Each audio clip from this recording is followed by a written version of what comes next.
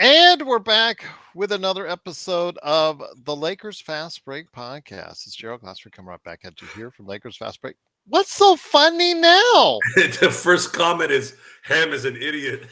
He didn't even Yes. do anything wrong today. Hey, Darren's been such a great supporter. He's always welcome to say what he's like. And then right after Doobie, I repeat, I do not like Ham in wins or losses.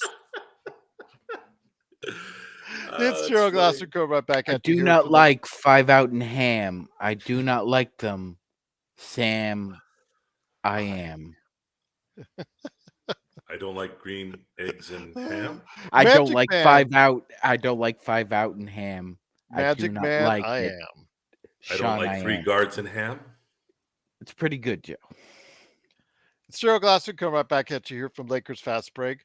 Pop Culture Cosmos, where we cover the latest news and trends in pop culture each and every week, twice a week, wherever you get your podcast. Plus, also as well, Inside Sports Fantasy Football.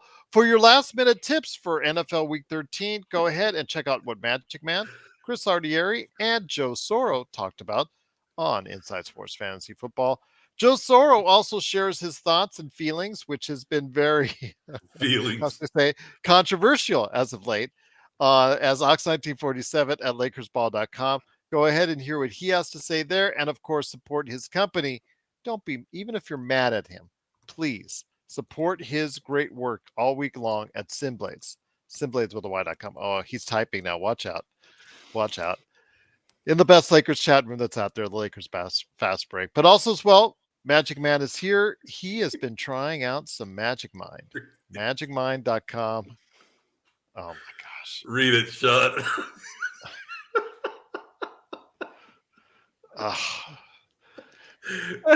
MagicMind.com. Go ahead and check it out today. If you think it might be something for you, good for you, I'm just ignoring them right now as a supplement.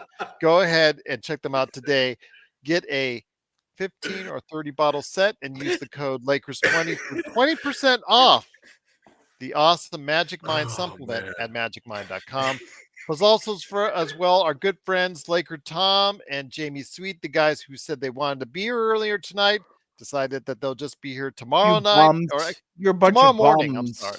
Yeah, I know. Tell me about it. Tomorrow morning. Tom, you're a bum. Jamie, you're a bum. And they're gonna say something. Oh no, we meant 11 a.m. tomorrow. Anyways, that's all we meant. They probably had to go to some USC game to watch one of their siblings or somebody play, right? Let me guess. No, Tom went to see his granddaughter play. Didn't they just say that? No, you said SC. Okay. Yes, Mission, I saw that. Yes, That I was know what you hilarious. meant by that, Joe. Yes, it wasn't over my head. I know what you meant, but just clarifying because you weren't. It wasn't a good joke. Let's just put it that way. So Maybe it wasn't a joke. you're all usually trying to make a joke. Some of them are hit actually every now and then.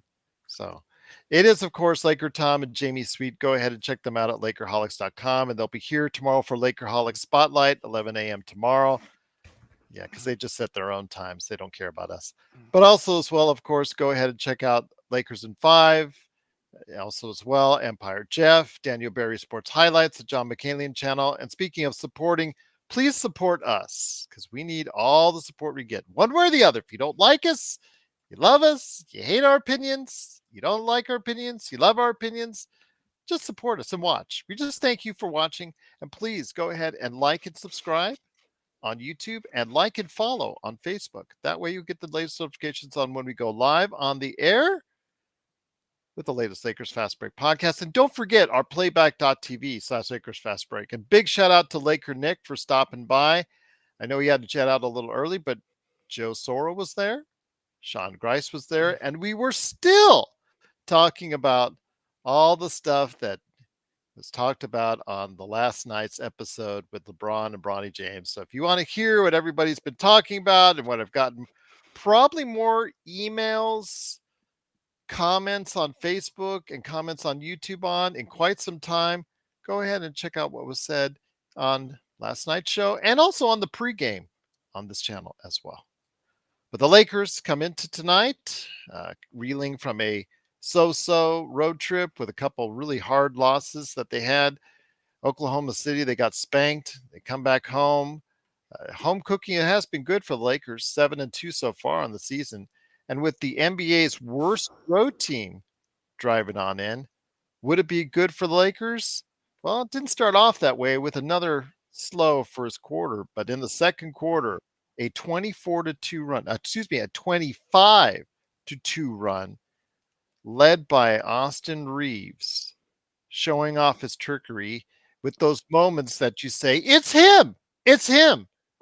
Really took the Lakers off and got them into a double digit lead, and they never looked back as they pretty much kept it throughout the whole entire game, throughout in double digits. It never really got close as the Lakers do win 107 to 97. And here today to talk about today's great defensive performance. And yes, Max Christie, yes, he does deserve some flowers because he did play well today, Darren. But he's got to do that consistently. Consistency is the key. We talked about this on playback. That's great that he does it, one every few games. But in order to play consistently in the NBA well, you have to do it consistently. So, he's got to show up like this more often. And if he does, more power to him.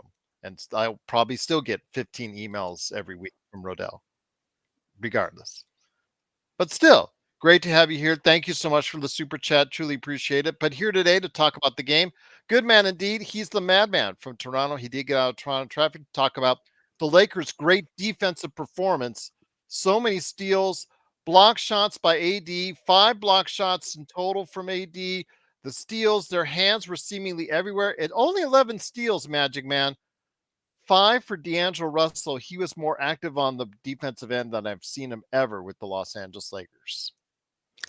100%, Gerald. There was obviously, I'm not sure what was said pregame or what kind of film work was done, Gerald, but there was a significant improvement just from the start, at least defensively. Yeah, they gave up 30 points in the first quarter. Oh well, ho hum. Normally we're being outscored by anywhere from an average of 8 to 16 points in the first quarter. We're only down 5. I mean, I said at the time I'll take it, and I think everybody else did as well. And as Gerald alluded to, they were able to stem a bit of an ashy start again, Gerald. I'm not sure why. It just seems that every first quarter is 5 yards in a cloud of dust with the Lakers for about 5.5 to 10 minutes until they really start to focus in on what needs to be done. But alas, they managed to regroup. They outplayed the Rockets for 2.5 quarters. And Gerald, we said it before the game. I mean, the biggest indicator would be, did Anthony Davis outplay Alperen Şengün? And Gerald, Anthony Davis did outplay Alperen Şengün. Yes, he did. Yes, he did. It was, something that you pointed out and something in the pregame. I know you got a little bit of flack for it, but you know what? I'm glad that they were able to prove us wrong today with a consistent offensive performance and defensive performance, anchoring a 27 point, 14 rebound, 5 block game. This is the AD we know, not just being able to get those kind of stats and be able to have that kind of presence. It's the consistency and the fact that he really bothered Alperen Şengün, who was 8 for 25 on the other end. Yes, absolutely. Because at this point in time, you made Şengün work for his points, Gerald. I'm not sure whether or not it was just, the vicissitudes of the season, um, you know, iffy preparation or lack of reading scouting reports, but AD took Alperen Şengün seriously in this game, Gerald, made him work for just about everything that he got, and hats off to him. They made adjustments. Yeah, Freddie and Brooks hit some timely threes at times, Gerald, but I mean, once the Lakers got up to that 17, 18 point lead midway through the second quarter and took that 16-point lead into halftime, as Joe said, they pretty much played even Steven with the Rockets for the They next. put a cruise control. Yeah. Yeah. But I'll tell you what, though, very impressive victory, Magic Man. And before I send it over to Joe, a guy who I've been answering a lot of lately, as far as for people's comments out there, and keep them coming. As far as on YouTube, Facebook, email, because I've got a ton of them. Yeah, I mean, just really impressive win, and they needed this kind of defensive performance. It wasn't really Vando back still feeling his roots. Rui, even though he was available to play, still was kept out of there. Reddish was he was actually gone out of the lineup. He was actually on the bench for quite some time after his first stint. So really, you can't attribute this to the guys that have been playing regularly as far as the defensive performance tonight. 100%, Gerald. And before we get into it, flowers to Max Christie. Max played very well tonight. Made a couple of big threes, a couple of great defensive efforts. Gerald, we talked about it on the pregame. Did not want to see Austin Reaves on Freddie Van Fleet again, so they decided to go with Taurean Prince or a combination of a couple of different guys. But for the most part, it was a good overall team defensive performance. Yeah, 97 points. I would say it's the best defensive effort of the year so far. Once again, it is the Lakers Fast Break. It is Magic Man Sean Grice, Joe Soro, and me, Gerald Glassford. Thanks so much for listening. The Lakers 107-97 victory at home at the Crypt. Lakers moved to 12-9 on the season. And here today to go ahead and talk about today's game. Good man indeed. He is, should I just label you the controversial Joe Soro? Because it just seems to me that, sometimes you'll say things and that just sets people off. But he is the guy behind so much of what we do at playback.tv/Lakers Fast Break. It is Joe Soro. Joe, good to have you here. I've been typing your name a lot lately, more than I thought I would in the past 24 hours. But when it comes right down to it, all your thoughts aside on that other issue, your thoughts tonight were very promising, were very positive on how the Lakers played this evening.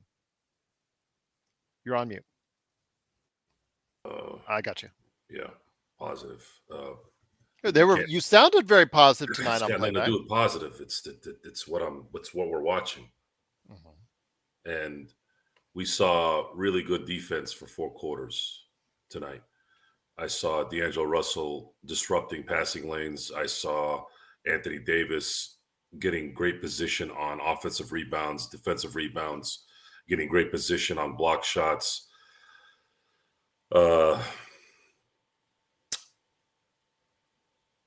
It was probably the only game, I guess, because Houston's a good team. It's not Utah or Memphis, but this was a pretty complete game against a really good team, even though Houston, I believe, hasn't won a road game yet. Am I correct on that? They're 0-8 now. Yeah. So, again, this is what you're supposed to do. And the 10-point lead, or I'm sorry, the 10-point win was not indicative of actually how well they played. Darvin Ham emptying the bench was, wow, that last 3 minutes, sorry. Yikes. Okay. Those guys are not good. But it was a highly entertaining game. We saw some highlights with LeBron, obviously. We saw some really good ball from Anthony Davis. A lot of nice dunks.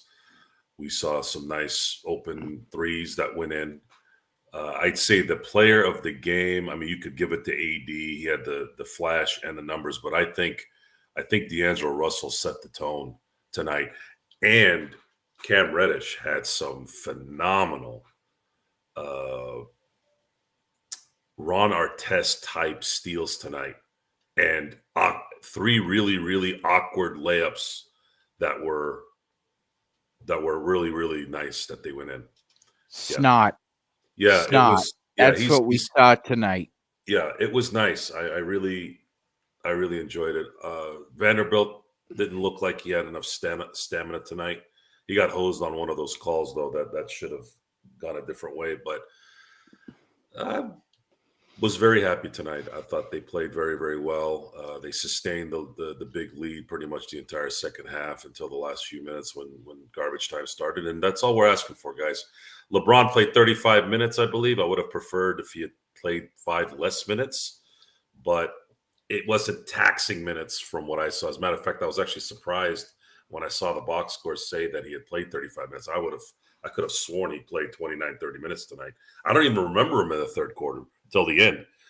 So very happy with that. Davis played 37 minutes, and Reaves, I would say, last but not least, probably played his best game this year.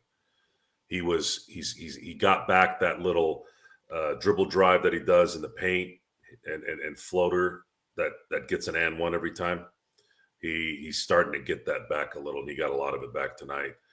Very, very happy. And I think he should start thinking about putting him in the starting lineup now that Vando is going to start getting involved with this. Because I think if you have Vando at the 3 or 4, you're going to get that defense. And of course, you've got Cam Reddish that you can use as well in terms of starting.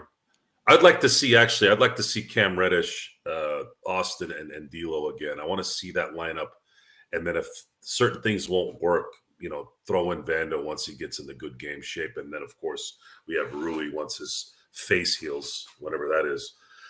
But we were good tonight, guys. I was very, very, very happy and very satisfied and looking forward to Tuesday. And hopefully we can finish off this next week with some good in-tournament ball and get the momentum going to start winning more and more as we go on.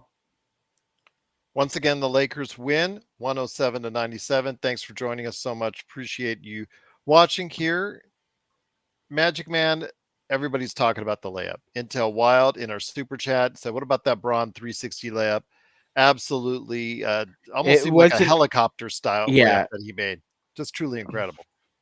And he's 38. He's 39 at the end of this month. Yeah, he'll be 39 3.5 weeks. So yeah. I'll be 39 in 2 weeks. So easy, Gerald.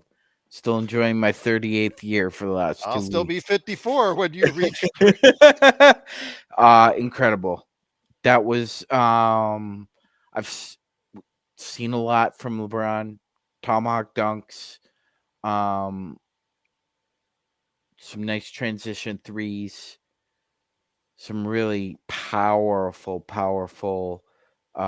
telephone booth stuff. But that was what he did was a combination of athleticism, guts, and awareness, Gerald. It was a perfect triad of those characteristics. And I was marveling at it 2 minutes after it happened. I'm still thinking about that and marveling at it.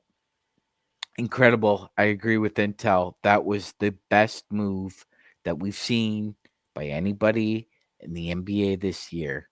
And that includes Anthony Edwards, Shai Gilgeous-Alexander, Jason Tatum, Giannis.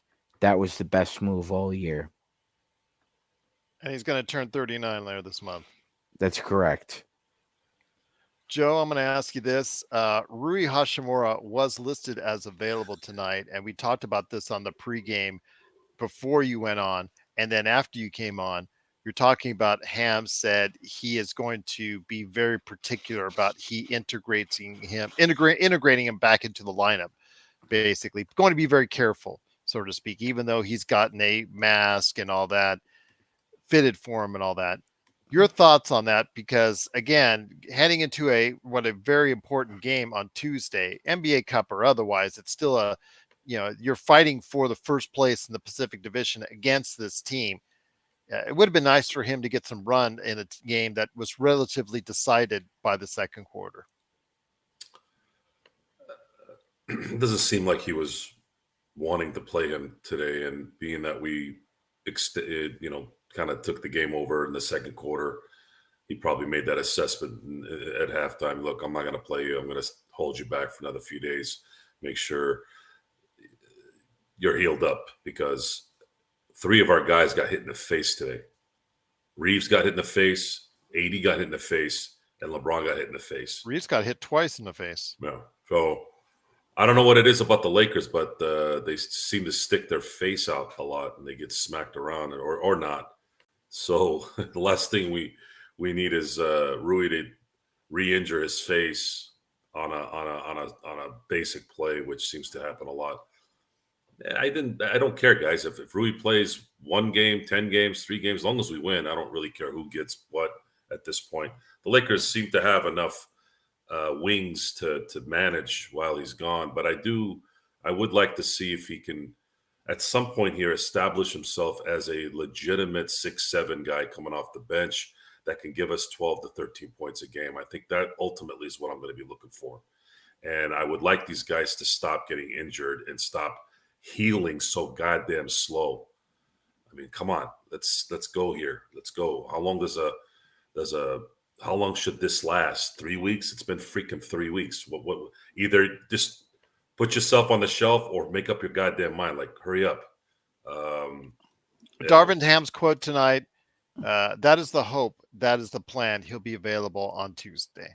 Okay, good. Your favorite word, Joe? Yeah, hope. Hope. Sean, your thoughts on that? If you're too lazy to hope. When you're living on hope all day, good luck. At some point, I'm eating some hope, Joe. Yeah, eat some hope. Yeah. I'm eating some hope. Sit at home when you can't pay your bills and hope your bills get paid. That's a good way to look at it. We'll hope he plays on Tuesday. What does that mean? I'm just telling you what I don't understand that. Is that supposed to be like, hey, we don't want to tell Phoenix what's going on? Just figure it out. You know, they do have those masks. They play with them. If he's uncomfortable playing with a mask, then we got bigger problems with him. But we'll see. Again, the Lakers won tonight. They dominated pretty much the entire game. So I'm not going to sit back and let nonsense verbiage distract me from being happy tonight. So when you see D'Angelo playing defense like you did tonight, and we'll get to the testiness, Magic Man. I'll get you the testiness right here in a second. But Joe, when you see when you see D'Angelo Russell playing like that on the defensive end with 5 steals tonight, what does that tell you? Why you're asking yourself, why can't he do that more often? Well, what it proves is what happens when your brain tells your body to put in the effort. Defense is effort. I'd say 80 to 90%.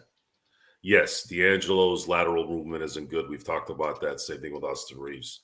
But that doesn't mean, and D'Angelo is a very long 6'5". I mean, he isn't Vanderbilt long or Christian Wood long, but he's fairly long for a guy that's probably legitimately 6'3", right? With shoes, probably 6'4". He's listed at 6'5". But he does have instincts, right? He's a superior athlete. There's no denying that in terms of basketball, the ability to release the basketball and have the accuracy he has and the way he can kind of maneuver his body in and out of traffic or just in general on a court, he's an elite athlete. You can say that.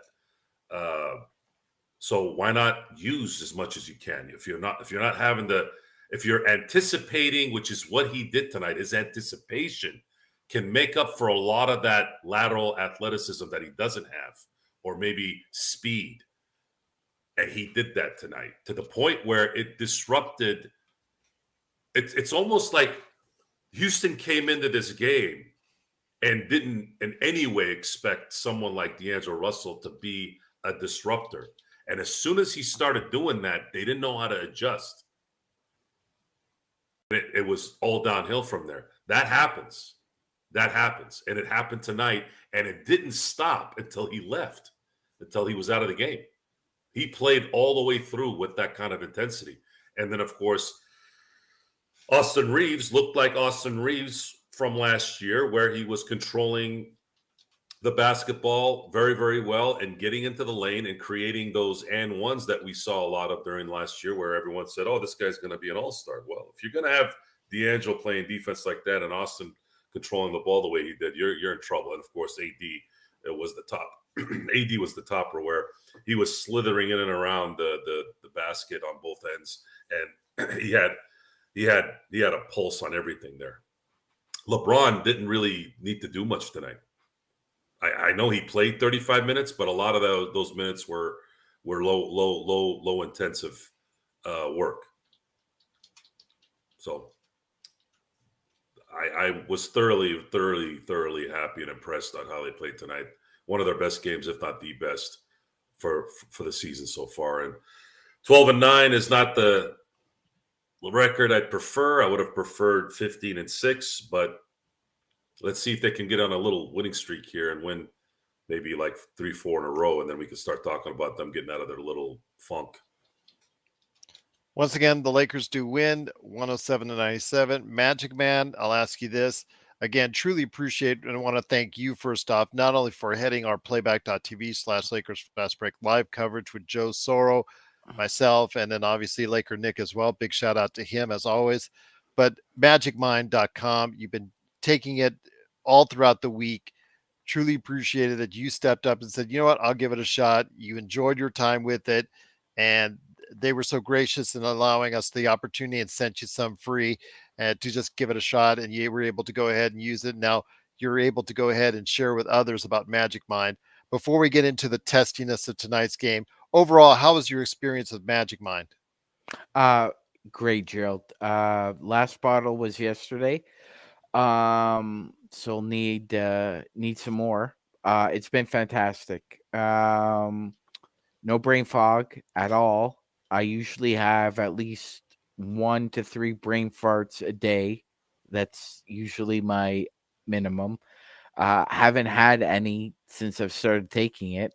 I have extra energy at night that I didn't have before, and I know people will might be scratching their heads thinking, this guy lives on the East Coast and sometimes he's up till like 2:30, 3 o'clock, and he's still saying that this thing is giving him more energy. Well, yeah, it is. I wanted to go back to your description the other day with the hot yoga involved. Oh, yes. That got me out of a jam, Gerald. And let me tell you something. Yeah, if you want to get out of a jam, take Magic Mind, because it will help you out of that jam. You won't have the brain fog. So if a significant other tries to slip one by you, you'll be able to recognize what's going on and take the appropriate action, Gerald. Indeed. By the way, I think it's cool that Magic Mind decided to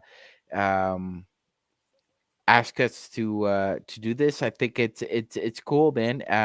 Again, Echinacea honey, the purple and gold of nature. Only fitting that a Lakers pod should be the ones to try and promote the product. Love it so far. I mean, the mushrooms in it as well. If anybody likes I'm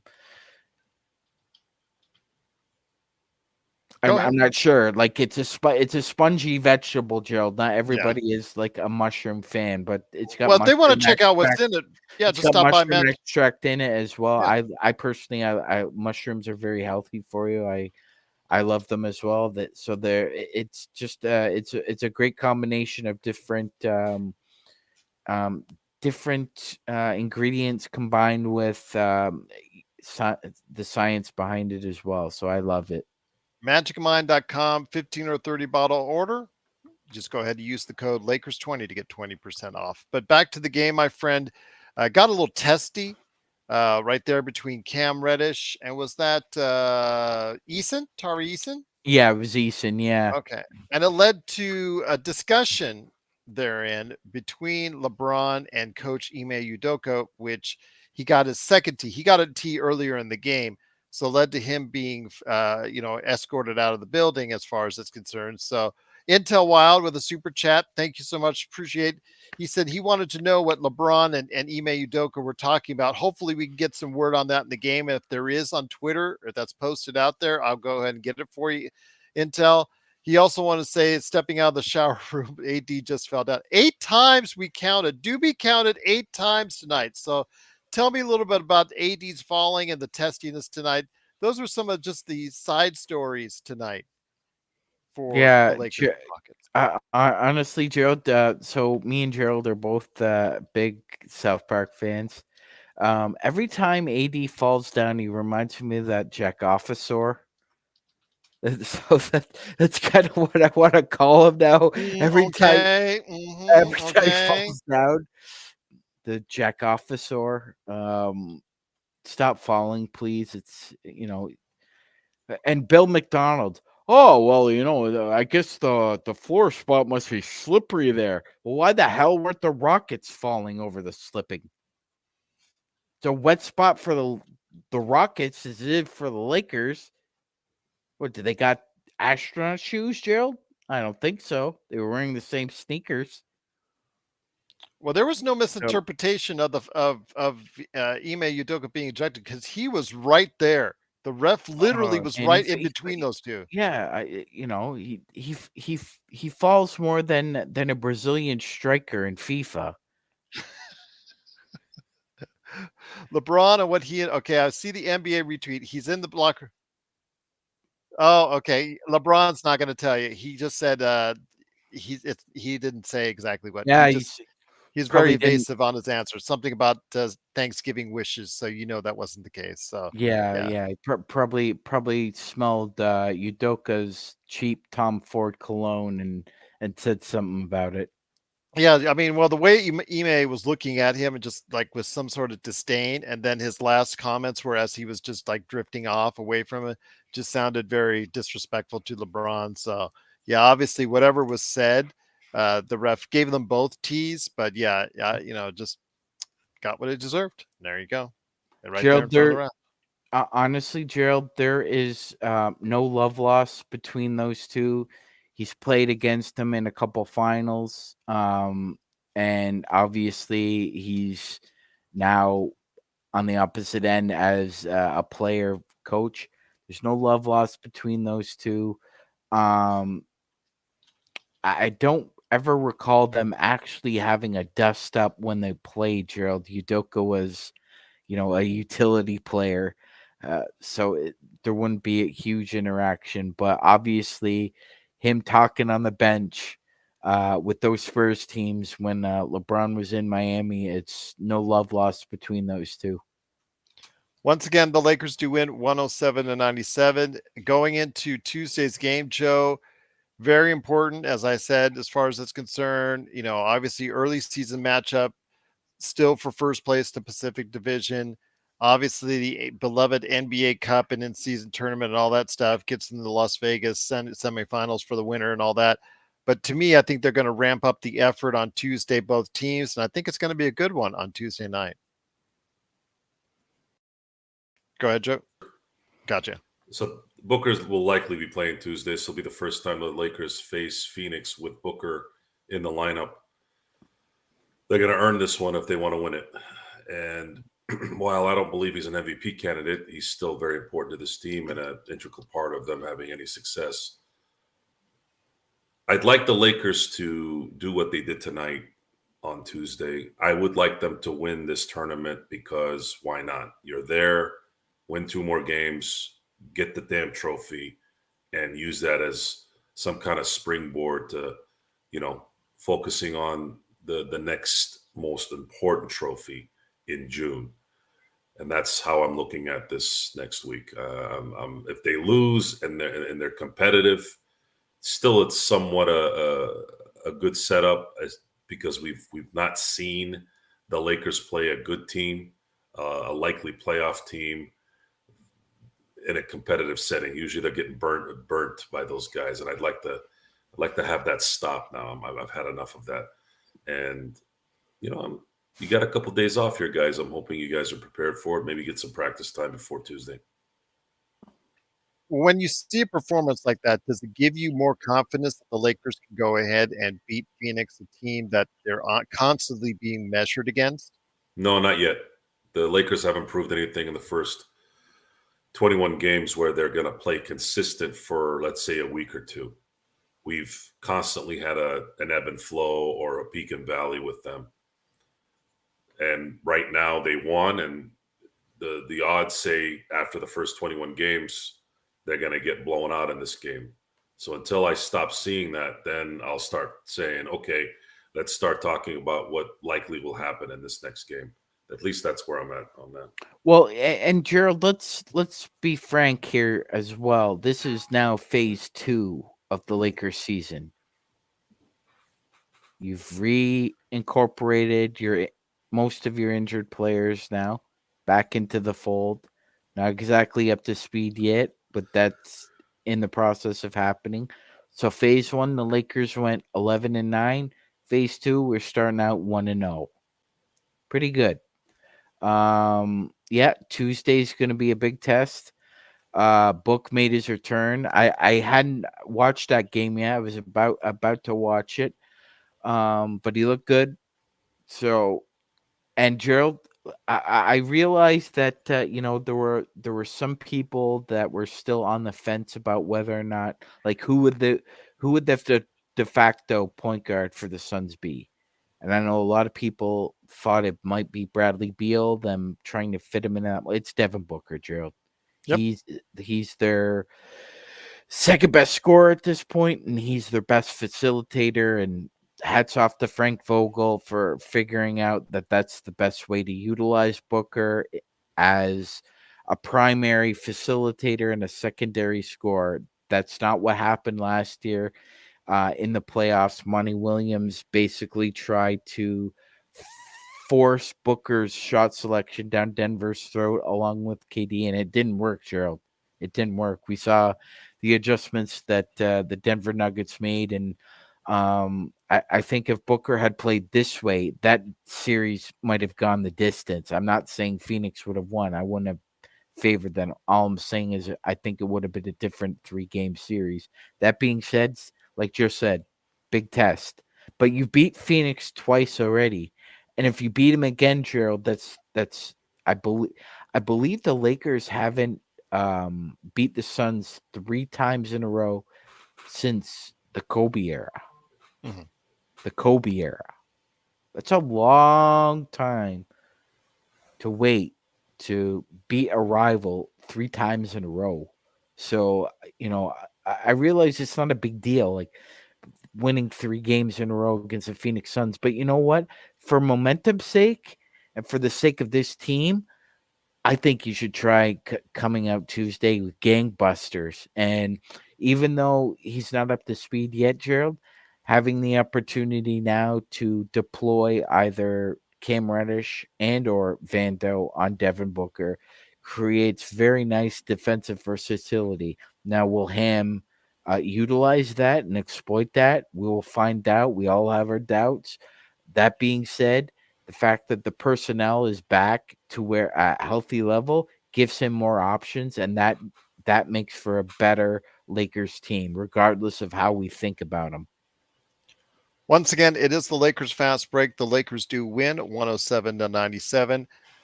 Merry Christmas to you as well, cool bro. Appreciate it.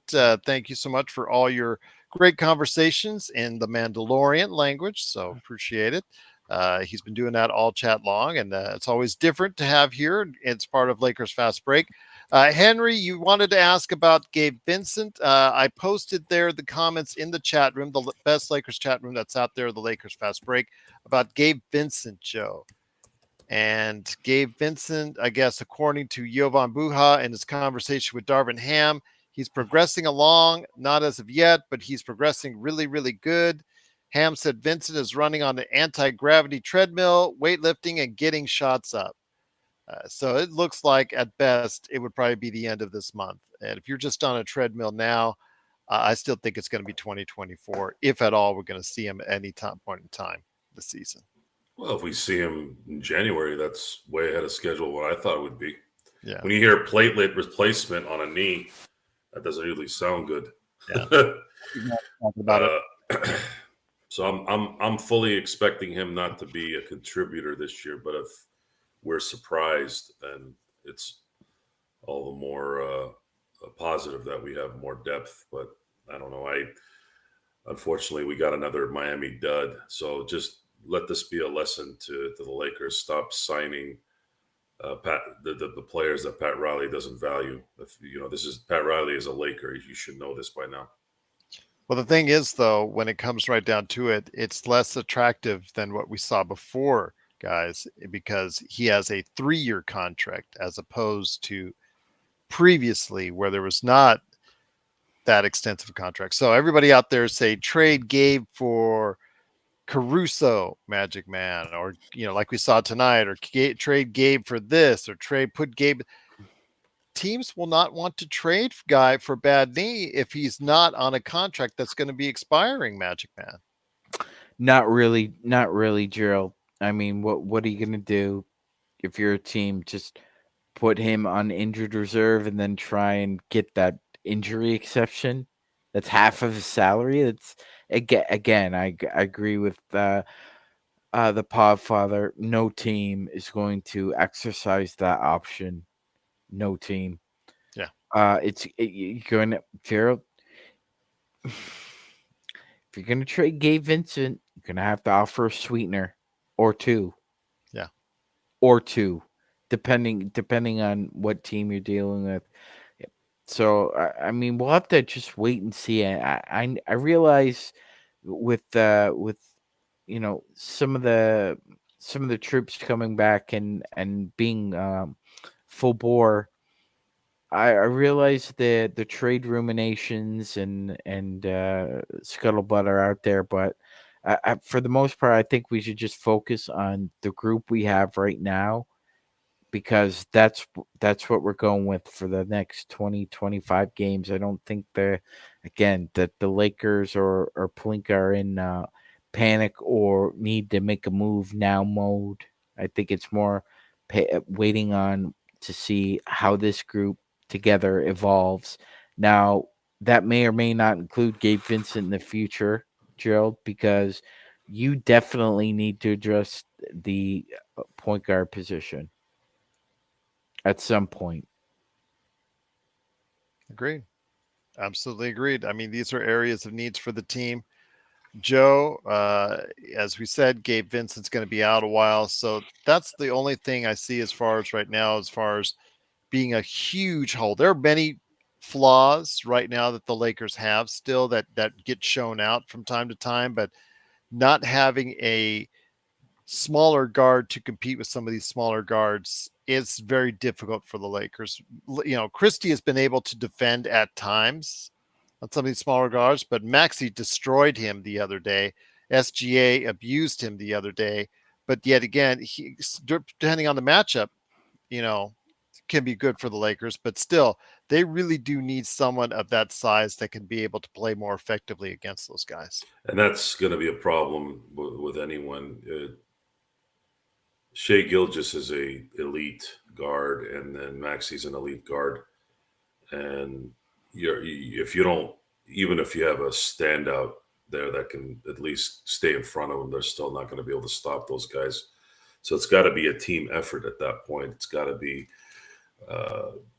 shading a second defender on those guys and making sure that second defender still has enough time to close out on a shooter, or if it so happened to be, let's say, an Embiid down on the block. It has to be a collective at this point. If you want to just use what tools you have now, an elite guard that can guard. Who is out there? Who's the first name that comes up? An elite guard, point guard that can guard. DeAnthony Melton. And not a lot of people are going to remember his name right off the bat. And Philly wouldn't trade him either. So it's the 3-and-D thing again. We don't really have.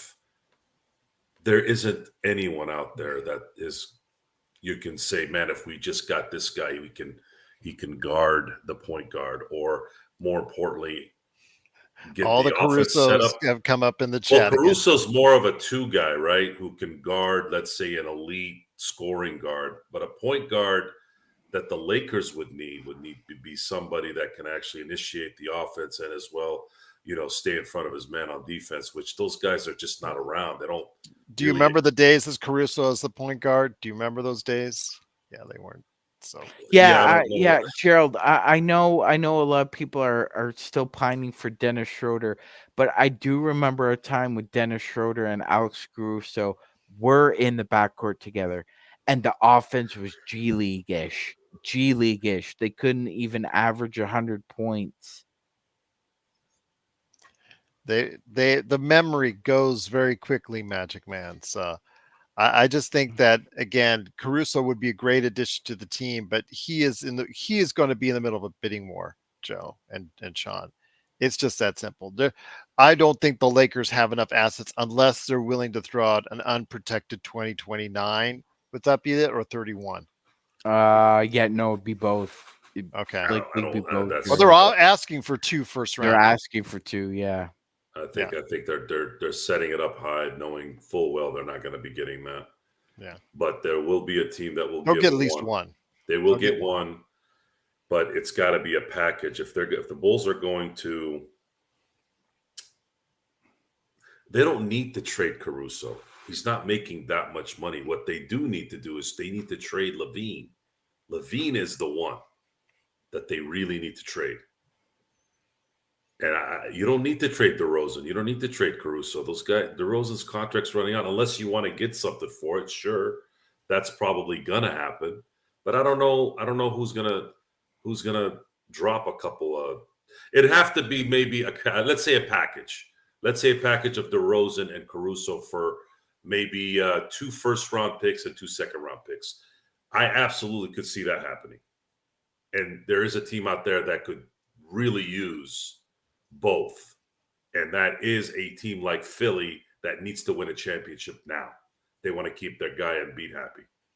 And this hiring Nick Nurse and getting rid of James Harden could be at the end of the season be two of the biggest transactions this summer, should they get reinforcements on this team like a DeRozan and a Caruso, because I believe if they did set something up like that, if they did go get those guys, I think they're now a major threat for Boston in the East and Milwaukee,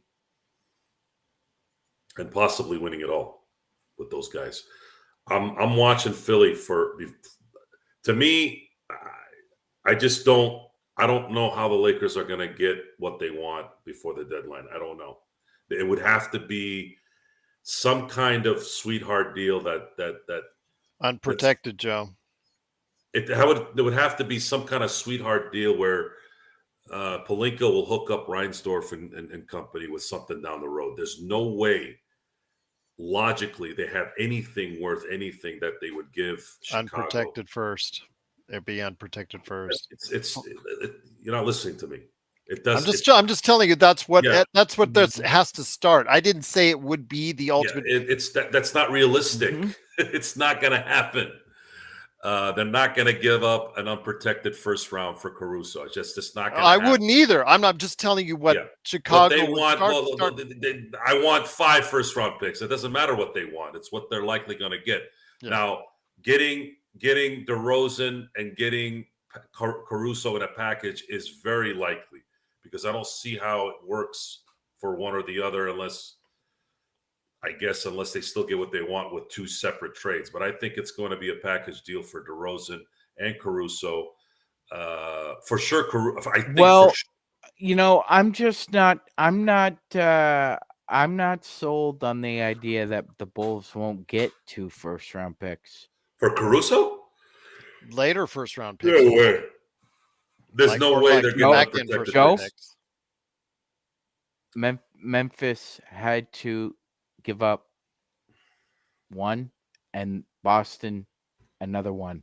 That was 2 first round picks for Marcus Smart plus a second. Now, Marcus Smart is a former defensive player of the year. Alex Caruso is an all NBA defender. I could make an argument that Caruso is a better player than Smart is right now, Joe, based on your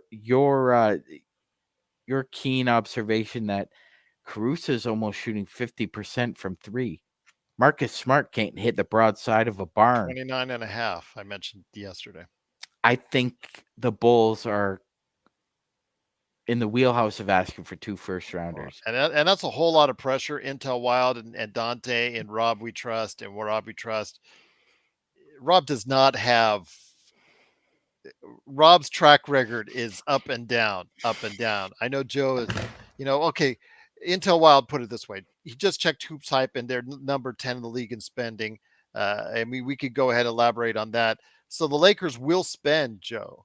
It just depends on if they can go ahead and match up an offer that's going to be comparable to what other teams may offer for a quality player like Caruso. There's DeRozan. There's Levine. I don't know your opinions on them have changed or whatnot. Mine certainly have not on Levine or DeRozan. I just don't think they're good fits for our team, especially Levine. I think you're really asking for a lot of trouble if you bring him over here on that horrible contract. What, 170 million still ish, or 147 million? 147, I believe. Yeah, 147 million still owed to him for a guy that has iffy knees and 29 years old and is inconsistent and does not play defense. Levine coming to LA won't have the same baggage and pressure that it would be in Chicago. Levine is the number one guy in Chicago. He would go to a number 3. I'll give you that. He would go to a number 3, and I believe, we heard that Chris Paul had knee injuries back in 2012. There was a lot of talk that, hey, you know what, this guy's knees are going to go out. All of a sudden, 11 years later, he's still playing. But his game wasn't predicated on athleticism. True, but he still need to get separation to hit that mid-range shot and dribble the ball as a point guard and get steals. So I wouldn't say that he wasn't still athletic, even though he had a knee issue that was degenerative.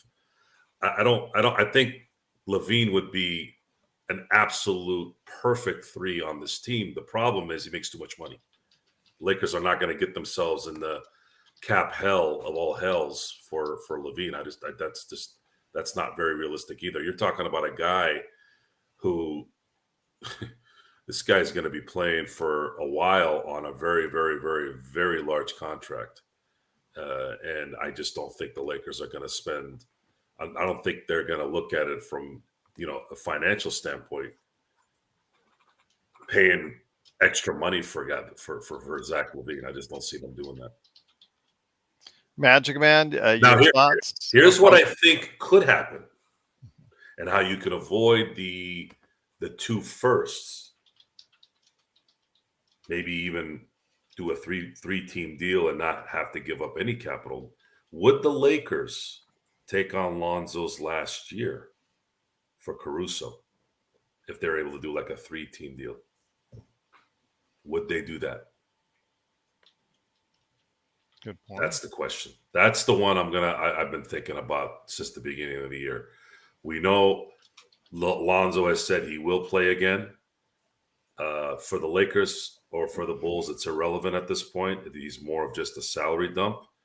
But I would be curious to see if there's a way where the Lakers and Chicago and maybe a third team can work out a deal where Chicago can get capital, and then the Lakers, of course, somehow take on Lonzo and obviously get Caruso. Then that would make a little bit more sense and not having to give up valuable assets. I mean, if they have to give up a first-round pick that's protected, could be something there. Once again, it's the Lakers Fast Break. The Lakers do win 107-97. It's Joe Soro, Magic Man John Grice with me, Gerald Glassford. Thanks so much again for watching and listening. Truly appreciate it. Join us tomorrow when the Lakerholics, who set their own day and time, have told us 11 a.m. tomorrow Pacific, right there for you at 2 p.m. Also as well on the East Coast for Lakerholic Spotlight. So go ahead and join them at 11 a.m. Looking forward to that conversation, since they said they were actually wanted to be here on the pregame and we're not. Magic Man, what do you think? A couple of bums.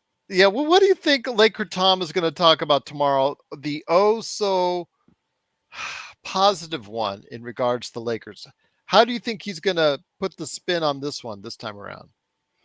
That this Rockets team is a lot like the 94-95 version, Gerald, and the Lakers were able to pull out a solid victory against the champion. No, it, he's probably going to be happy about it.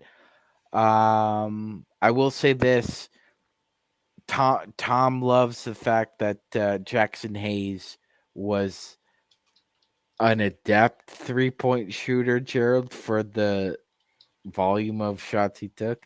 I'd like you to please bring up the fact that he barely hit the rim. He grazed the That was bad. rim on that 3-point There was attempt. an air ball. There was an air ball too. Jared Vanderbilt, I Yeah. believe, was the air ball.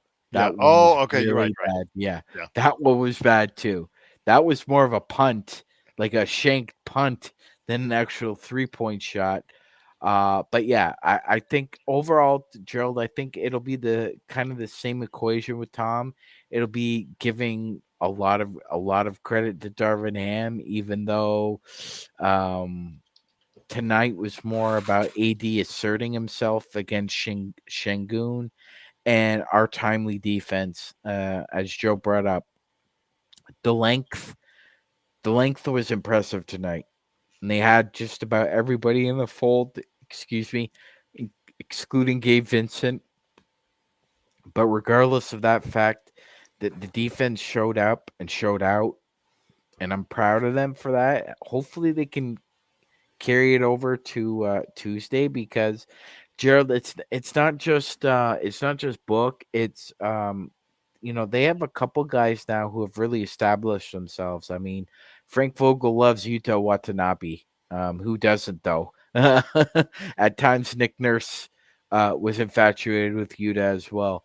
So, Yeah, but so why does they're he keep hopping around from place to place? place exactly, He can't play exact defense. defense. No, exactly. But he has been called upon to make shots, and with KD and Book on the floor, they need somebody, and he's been the guy. A couple other guys could step up as well. Have to keep an eye on Joshua Koji and Metu. I mean, I realize that the Suns are not a finished product either, but they've got a lot of things going well for them right now, chugging along, and we kind of need to step in front of that moving train with our own Freightliner and smash them. Once again, it's the Lakers fast break. It's 107-97 victory for the Lakers. And Joe. 805, John, Matthew, I'm talking to you guys. Oh, Stop ducking. Stop ducking us. okay. Stop ducking us. Come on. I know you're at the last game, John. Fair enough. But come on. This is the quarterfinals. It's the Phoenix Suns and the Los Angeles Lakers. I want some onions. Come on. I'm willing to show up on the Jamsters when we get our asses kicked. Tuesday, 8:05. Come on. Oh, Intel Wild, they appeared before on our show when we were doing it as far as our Phoenix Suns team preview. We've trying to go back and forth. They've asked for Magic Man and Joe to appear on their show and then kind of backed out, I think. Was that correct? Am I speaking out of turn on that one? Uh that it wasn't it was kind of it died on the vine. Okay. Well, let's hope it does. We'll put out the It invitation. died on the vine. I know we He got moved someone. or Died on the something. vine. He I moved know or we got something. someone for Dallas on the lead up to Dallas. I can get you Eat that. it out. But go as far as the Phoenix, we'll get it done. We'll see what we can do to pressure them to come on the show here. So, yep, Absolutely. absolutely. Looking forward to that. Plus, also as well, the Lakerholics tomorrow, and of course, game time will be Tuesday for the beloved NBA in-season tournament cup. Yeah, whatever. The Just courts are disgusting, and yeah. now everybody knows it, Gerald. Yeah. Again, I cannot wait till it's over. I just told you I'm getting my eyesight Ugh. back. I'm stopping taking Advil for the headaches I got watching those dang Technicolor courts and all that. truly irritating. But Joe, my friend, basically great to have you here. I just finished about 15 comments, I think, tonight between emails, Facebook, and also as well, of course, on YouTube. Not all of it was based on your Bronny comments. Some of them were comments based on the fact that they love the fact that you get so pissed off when we lose and we get our ass kicked. Like twice it happened this week. I guess it's a compliment that I've invested a lot of my emotion to losses. We are more popular these days in losses than wins. Losses, not all losses are equal. I think the effort is what's drawing the ire. Yeah, because we get Joe the Ripper. If you're giving effort and you're losing, it's different. It really is different versus just playing like you guys don't give a crap. That's been obvious in all these losses against good teams. Have been getting blown out, and you can see their lethargic play because they give up, and it sets bad habits. And when your discussions are about other things besides playing basketball, like going to events that don't pertain to your team, we're in season here, folks. This is an NBA season. You're obligated as an NBA player to play, and as long as you're healthy. So just saying, if the Lakers do what they're supposed to do, compete, win a good amount of games, and at least compete in the losses, and then have a couple duds every now and then, I get that. But we're not going to stand for losses like they've been having every other day. It's like, dude, do you care? Care. Otherwise, just retire and go somewhere else. No, but you want to make your money too, right? Well, can you at least play? Can you at least earn it and not put us to sleep either? So that's it. That's all I got on that. Magic Man, any final thoughts before we head on out? Tomorrow we've got a show with the Lakerholics, and then Monday we'll come back with some NBA observations. We do have to go ahead here sometime very soon and I guess go back to the halls of the Lakers Fast Break University and do an episode on Shaq. I know that it has been requested by L. Rob to join us, so we have to coordinate that with a great member of our faculty as well, Magic Man. Yeah, absolutely, Gerald. We'll get into that discussion as well. That almost caused Jerry West to have a full-blown hemorrhagic stroke, as was showcased on Winning Time, which is no more. So, unfortunately, indeed. Still no word if somebody's picking it up? No. Now that the strike is over? No. Yeah. Those things have to move very quickly. Very rare do they drag out like this, and then somebody will pick it up. And like don't give me that BS about how your venture capital money has dried up. You dummies know that bigger dummies with bigger wallets will just throw cash your way. Somebody please put a bid out for Winning Time. And call it Showtime, please.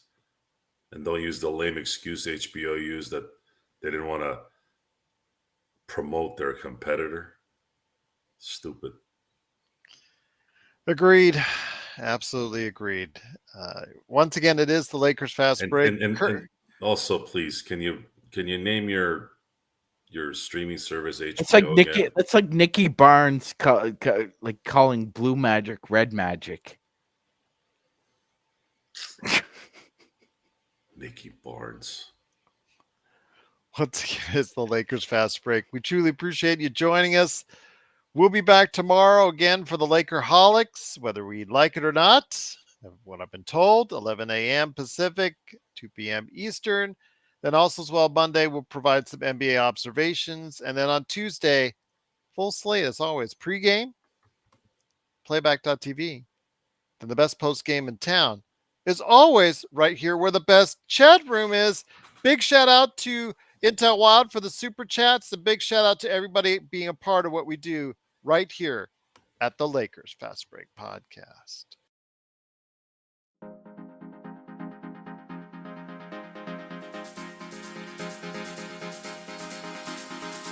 Uh.